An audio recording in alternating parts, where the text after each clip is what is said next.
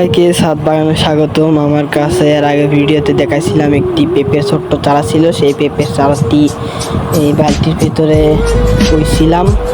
এই চারাটি একটু নেড়িয়ে নিব যেন মাটি সবগুলো একবারে উঠে আসে, শেকড় যেন একটাও না ছিঁড়ে যায়। কারণ একটু নেড়ে নিয়ে একটু জোরে করে একটি টান দিলে কিন্তু গাছ একবারে ফুল উঠে চলে আসবে।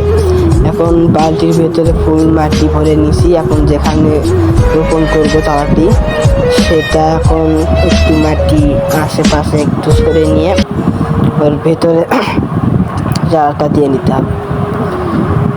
তো চারাটা নিয়ে এই যেখানে আমরা মাটি সরিয়ে নিলাম সেখানে একটু চাপ দেবো, জোরে করে চাপ দিয়ে সেই সাইডের মাটিগুলা তার সাইডে দিয়ে দেবো। দেওয়ার পরে একটু পানি দিয়ে দেবো। পানি দিয়ে দেওয়ার পরে গাছটা হয়ে যাবে। সবাইকে ভিডিওটা দেখার জন্য ধন্যবাদ। নেক্সট পার্টে দেখাবো আপনাদেরকে।